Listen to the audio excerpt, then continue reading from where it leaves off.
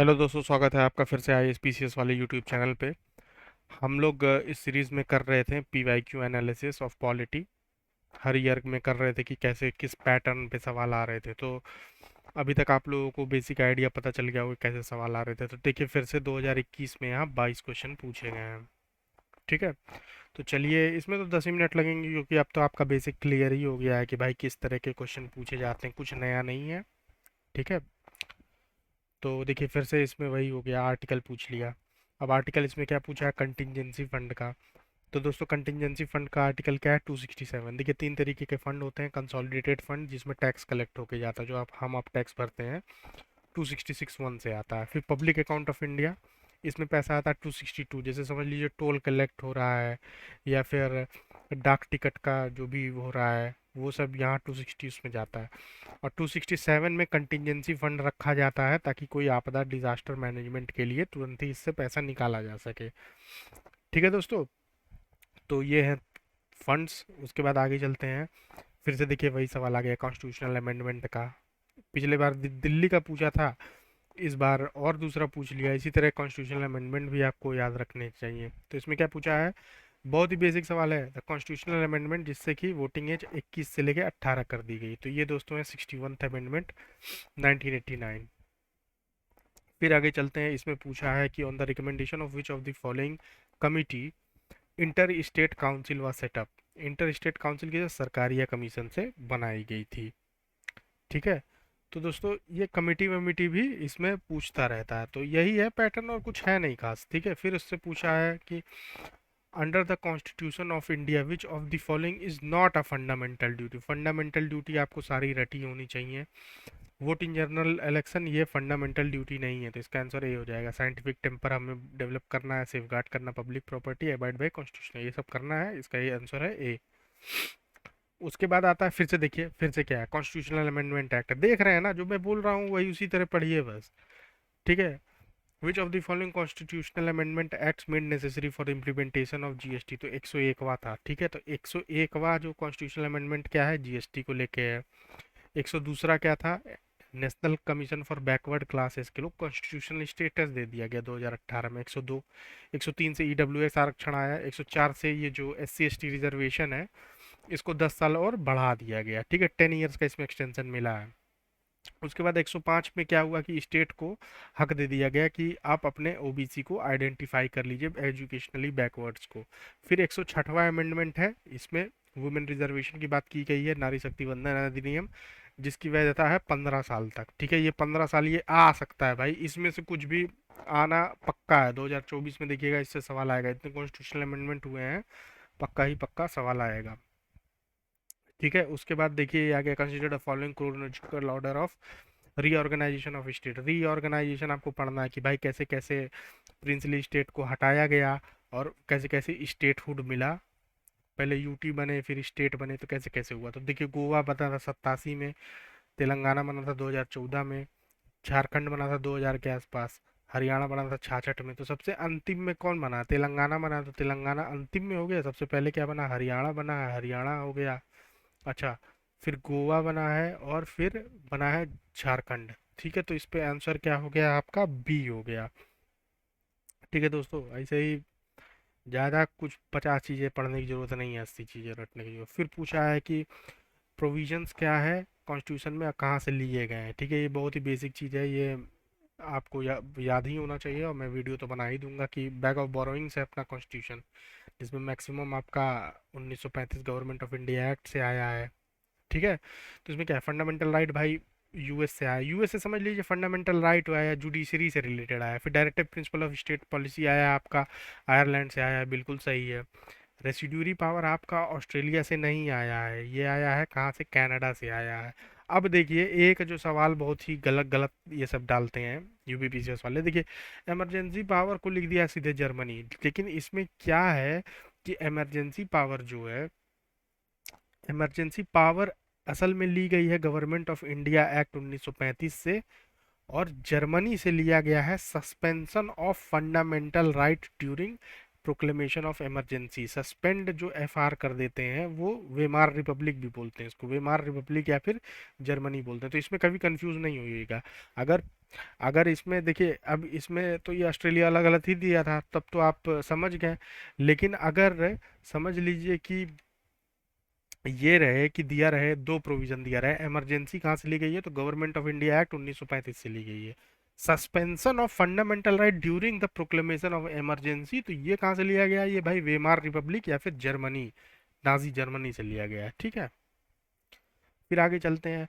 फिर देखिए ये सवाल फिर से रिपीट हो गया, पीएसी कमेटी ऑफ इंडिया किस किस चीज़ को ऑर्गेनाइज करती है? पब्लिक का अकाउंट। भाई पब्लिक का अकाउंट को कौन वो करता है? ऑडिटर जनरल ही तो, कैग ही तो, 148 ही तो, यही तो आपको पब्लिक अकाउंट की समीक्षा करता है, उसके बाद रिपोर्ट देता है प्रेसिडेंट को, और प्रेसिडेंट इसको वहाँ पे डालते हैं पार्लियामेंट में ताकि इस पर डिस्कशन हो।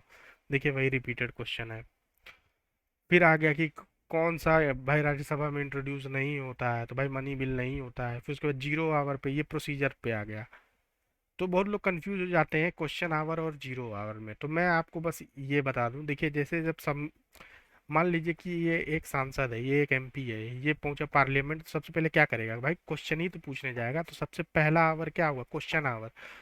और जैसे ही क्वेश्चन पूछा जाता है तो लोग क्या हो जाते हैं? जीरो हो जाते हैं। जीरो हो जाते हैं मतलब उनको तो कुछ जवाब ही नहीं रहता, तो दूसरे आवर को बोलते हैं जीरो आवर, ठीक है। ऐसे याद कर लीजिए। इसका डिटेल क्या है जीरो आवर, वो मैं आपको पार्लियामेंट्री प्रोसीजर वाली वीडियो में आपको बता दूंगा, ठीक है। आगे बढ़ते हैं। फिर आता है देखिए, फिर कॉन्स्टिट्यूशनल केसेस आ गए, इसको मैं कोर्ट में डालता हूँ। कॉन्स्टिट्यूशनल केसेस, कॉन्स्टिट्यूशनल केसेस, ये भी बहुत इंपॉर्टेंट है। देखिए गोलकनाथ केस हुआ था। गोलकनाथ केस 1967 में ये आई थी जजमेंट कि फंडामेंटल राइट जो है, इसको आप अमेंड नहीं कर सकते अंडर आर्टिकल 19 368 से अमेंडमेंट होती है पार्ट 20 से, उससे आप फंडामेंटल राइट अमेंड नहीं कर सकते हो। बट उसी के रिटेलिएशन में पार्लियामेंट ने 24वां संविधान संशोधन या कॉन्स्टिट्यूशनल अमेंडमेंट एक्ट पारित किया, जिसमें ये था कि भाई पार्लियामेंट कोई भी पार्ट अमेंड कर सकता है कॉन्स्टिट्यूशन का, ठीक है। और केशव नंदा भारती की सबको मालूम है भाई, बेसिक स्ट्रक्चर आया है। 42वां कॉन्स्टिट्यूशन क्या था? मिनी कॉन्स्टिट्यूशन था, जिससे बहुत सारे प्रोविजंस चेंज किए गए थे, ठीक है दोस्तों। तो ये सब बहुत ही बेसिक चीज़ें हैं, याद रखिएगा। फिर पूछा है विच of the following what is not mention in the preamble of the constitution of India? Sovereign socialist secular democratic Republic, sovereign socialist secular democratic Republic है, फेडरल नहीं मेंशन है। इंडिया को क्या है? India is a union of states है, ठीक है। India एक यूनियन ऑफ स्टेट्स है, ये बोला गया। ये फेडरलिज्म डायरेक्टली मेंशन नहीं है, ठीक है। तो इस पे नॉट पे क्या होगा? डी होगा आंसर, हाँ। फिर आगे चलते हैं, चलिए एक और लेजिस्लेशन ही देख लेते हैं। वैसे तो ये इन्वायरमेंट का पार्ट बनता है, बट ईपीए 86, ईपीए 86 बोलते हैं इसको, इन्वायरमेंटल प्रोटेक्शन एक्ट। भाई कोई भी चीज़ जैसे बैन ऑन होती है इन्वायरमेंट को प्रोटेक्ट करने में, ईपीए 86 से होती है, ठीक है। ऐसे ही इतना एक्ट वैक्ट देखा जा रहा है, तो इसको देख लिया जाए। फिर ये एक आया था फर्स्ट फाइनेंस कमीशन, ये आ गया पर्सनैलिटी इन न्यूज़। जैसे कि पिछले वीडियोस में आपने देखा होगा, मीरा कुमार पे क्वेश्चन पूछ लिया था, तो ये सब पर्सनैलिटी इन न्यूज़ का क्वेश्चन होता है, ठीक है। अब इसमें पूछा कि भाई फर्स्ट फाइनेंस कमीशन को कौन हेड थे, तो ये केसी नियोगी थे। केसी नियोगी, केसी नियोगी, ये याद कर लीजिए। जैसे कि उसमें पूछा था मीरा कुमार पूछा था, फिर उसमें पूछा था कि निर्विरोध भाई कौन से प्रेसिडेंट से लड़ाए थे, हाँ। ऐसे ऐसे करके पूछ लेगा आपसे भाई यूपी की पहली गवर्नर कौन थी, हाँ। ऐसे ऐसे करके आपसे पर्सनैलिटी का भी होगा। पर्सनैलिटीज पे मैं एक पूरा वीडियो बना दूंगा, कोई दिक्कत लेने की ज़रूरत नहीं है। हमारे प्लेलिस्ट को आप देखते रहिए, ISPCS वाले चैनल को सब्सक्राइब कर लीजिए। ISPCS, ये देखिए WAALLEY है। हमारे टेलीग्राम भी इसी नंबर से है, हमारे डिस्क्रिप्शन में टेलीग्राम है, उसको आप ज्वाइन कीजिए। वहाँ पे आपको सारे नोट्स मिल जाएंगे, सारे नोट्स। हम आपको UPPCS, ठीक है, RO भी भाई UPPCS से ही रिलेटेड है, उसका भी आपको तैयारी करवा देंगे, ठीक है। प्लस मेंस का आप अगर आप देखेंगे तो मेंस का कंटेंट ही नहीं लोग बनाते हैं, लोग सिर्फ आके क्या बोलते हैं, प्रीलिम्स का ज्ञान बांटते हैं, क्योंकि प्रीलिम्स में भीड़ होती है, बट मेंस का किसी को मालूम ही नहीं है यूट्यूब पे। मैं अभी यूपीएससी का मेंस लिख के आया हूँ 2024 का, काफ़ी बढ़िया गया है मेरा मेंस। तो मुझे काफ़ी आइडिया है मेंस का। मैं मेंस का सारा गाइडेंस आपको यहाँ पे प्रोवाइड कर दूंगा कि मेंस कैसे लिखा जाता है, ठीक है। चलिए आगे बढ़ते हैं बिना टाइम वेस्ट किए हुए। फिर क्या पूछा है? Which one of the following acts of the British India strengthened the Viceroy's authority over Executive Council by the substitution of substituting portfolio system आया था भाई 1861 के एक्ट से, काउंसिल एक्ट ऑफ 1861, याद कर लीजिए।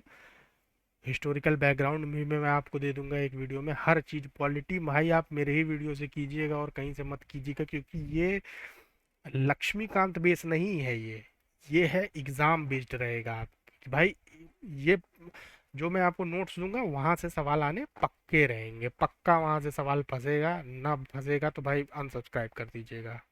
ठीक है दोस्तों। तो पोर्टफोलियो सिस्टम आया था आपका 1861 से। फिर आगे चलते हैं। फिर ये 99, ये थोड़ा देखिए, ये थोड़ा तिगड़म वाला क्वेश्चन है, ये डायरेक्ट क्वेश्चन नहीं है। ठीक है, a member of state public service commission may be removed by.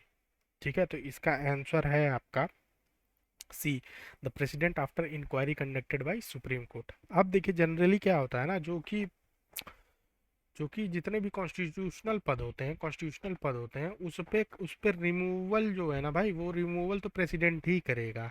ठीक है, तो ये गवर्नर नहीं करेगा, गवर्नर नहीं करेगा, यहीं से आंसर आ जाता है। बट इसमें ये लिख दिया था कि सुप्रीम कोर्ट की उसके बाद। ठीक है, तो ये याद रखिएगा कि भाई जो स्टेट पब्लिक सर्विस कमीशन है उसके हेड को इसे ही रिमूव किया जाता है, उसके मेंबर को। हाँ, फिर ये क्वेश्चन आ गया। अब लोग क्या करेंगे ना, पेपर दे के आएंगे, अगर 22 क्वेश्चन है, एक क्वेश्चन जो क्या बोलते हैं कहीं तिगड़म पूछ लिया उस पे लोग फोकस करेंगे। अरे भाई ये 21 सवाल पे फोकस करो ना, जो आसान वाला फल चुनो, कहीं एक के पीछे परेशान हो। यही वो क्वेश्चन है। अब ये क्वेश्चन है, can you show me one free country where there are separate electorates, the British element is gone but they have left mischief behind, who among the following have said the above statement in the constituent assembly debate. अब constituent assembly debate पढ़ने बैठेंगे ना तो भाई भूल जाइए कि आपका निकलेगा कोई एग्जाम। ठीक है, इतना डीप में नहीं जाया जाता। बस ये याद कर लीजिए कि सरदार वल्लभ भाई पटेल कॉन्स्टिट्यूएंट असेंबली में इस बात की वो किए थे कि भाई सेपरेट इलेक्टोरेट कहीं भी नहीं पाया जाता है। ठीक है, आगे चलते हैं। एग्जाम फोकस्ड रहिए, पूछ क्या रहा है उसके हिसाब से पढ़िए, किसी कोचिंग के नोट्स के हिसाब से मत पढ़िए। हाँ, किसी कोचिंग के नोट्स के हिसाब से मत पढ़िए कि 80 ठो वो दे दिए हैं और उसी में आप फंसे हुए हैं, फ्रस्ट्रेट हो रहे हैं। भाई डायरेक्ट इम्पैक्ट, ठीक है, जैसे हथौड़ी लेके डायरेक्ट नेल पे इम्पैक्ट किया जाता है, वो किया जा रहा है आपके साथ ISPCS वाले में। ठीक है, अब ये देखिए, ये है मेंस में आता है एक आपका टॉपिक आता है गवर्नेंस। ये गवर्नेंस का क्वेश्चन है। अब इसमें क्वेश्चन क्या है, in which of the following PC Hota committee was for civil services reform के लिए कॉन्स्टिट्यूट की गई थी। तो भाई ये 2004 में इसको गठित किया गया था। बहुत ही फेमस कमेटी है, जितनी भी कमेटी है उसका आपको वीडियो मिल जाएगा, नोट्स भी मिल जाएंगे, टेलीग्राम ज्वाइन कर लीजिए। तो PC होटा कमेटी कब है, 2004 में है। फिर आगे चलते हैं। फिर देखिए, मैं कितनी बार ये बोल चुका हूँ, बगल थुग्गा। ठीक है, बलवंत राय मेहता, अशोक राय मेहता, GVK राव, हनुमंता राव, LM सिंघवी, थुंगमन और गादगिल। ठीक है, तो सबसे पहले बलवंत राय मेहता BR कमेटी होगा, 3 आ गया। फिर BA, फिर अशोक राय मेहता, हो गया आंसर आपका 131 पे B। ठीक है, तो दोस्तों बहुत ज़्यादा मेहनत नहीं करना है यार, कुछ चीज़ें तो आपको रटनी पड़ेंगी। कुछ चीज़ का न्यूमोनिक्स बोलते हैं, न्यूमोनिक्स। ठीक है, तो जुगाड़ से याद रखना वहाँ पे, ताकि आपका गड़बड़ाए नहीं। समझ में सबको आता है, ठीक है, जिसको याद रहता है वो स्कोर पाता है। The function of the state public service commission of Uttar Pradesh can be extended by. ये देखिए, ये भी थोड़ा अनकन्वेंशनल सवाल है, बट इसका मैं आंसर बताता हूँ। ये यूपी स्टेट लेजिस्लेचर जो भी भाई फंक्शन है, मान लीजिए एक्स्ट्रा एग्जाम कराना है इसको, तो इसका फंक्शन कौन है, स्टेट लेग दे देगा सीधे भाई। क्या बोलते हैं कि स्टेट पब्लिक सर्विस कमीशन को। आगे बढ़ते हैं।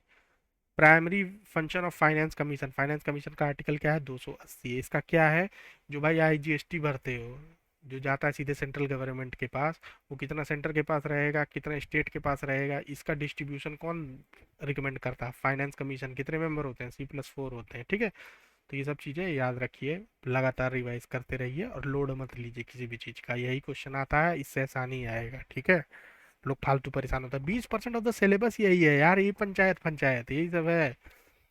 ठीक है, अब इसमें आता है सब्जेक्ट और इसमें आर्टिकल आता है। ये DPSP से दिया गया है, एक एक आर्टिकल आपको रटा होना चाहिए।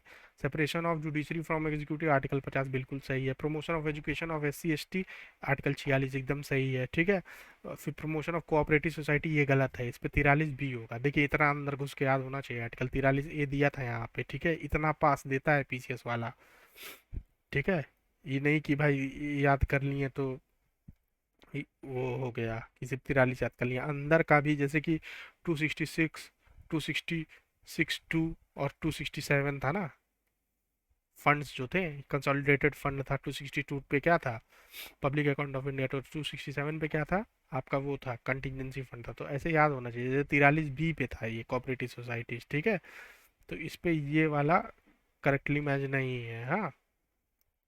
फिर उसके बाद आगे चलते हैं, फिर आता है with reference to the special address of the President of India, which of the following statement is correct? ठीक है, the President addresses the joint meeting of both houses of the Parliament at the commencement of the first session of each general election of the House of the People and at the commencement of first session of each year। हर साल president address करते हैं, हर साल, और जब नया क्या बोलते हैं, नया लोकसभा बन के आती है, ठीक है। बिल्कुल सही है, इसमें क्या गड़बड़ी है भाई, इसमें क्या गड़बड़ी, कोई दिक्कत नहीं है। The president in address informs the parliament of the causes of its summon। ठीक है, दोनों सही है, इसमें दिक्कत क्या है, इसमें कोई भी दिक्कत नहीं है, दोनों सही है। पार्लियामेंट्री प्रोसीजर की वीडियो देखिए, सब कुछ फर्स्ट क्लास आपका हो जाएगा। फिर आता है 148 पे, the president of India determines the qualification of the chairman and member of the finance commission. President नहीं करता, यही सब गड़बड़ी करते हैं, कौन करता है, पार्लियामेंट करता है। Chairman and member are appointed by president, हाँ अपॉइंटमेंट तो सारा वो मारते हैं, तो क्या है, A is false or is true. तो दोस्तों ये थी हमारी 2022 का एनालिसिस, देखिए कितना जल्दी हो गया, ठीक है। 2022 नहीं, 2021 का एनालिसिस था हमारा पीवाईक्यू का। अब आपको समझ में आने लगा कि भाई कैसे कैसे कैसे क्वेश्चंस बनते हैं। देखिए पंचायत से उठा कर फेंक देगा, आर्टिकल आपको दे देगा, ठीक है, फंडामेंटल राइट ये वो सबका आर्टिकल आपको दे, कंटिजेंसी फंड का पूछा था, कॉन्स्टिट्यूशनल अमेंडमेंट से पूछ लेगा, उसके बाद पार्लियामेंट्री प्रोसीजर से पूछ लेगा, उसके बाद कोर्ट से रिलेटेड पूछ लेगा। यही सब आपको इसी बेसिस पे आपको अपना नोट्स तैयार करना है और इसी बेसिस पे रिवाइज करते रहना है, कोई भी लोड नहीं लेना है।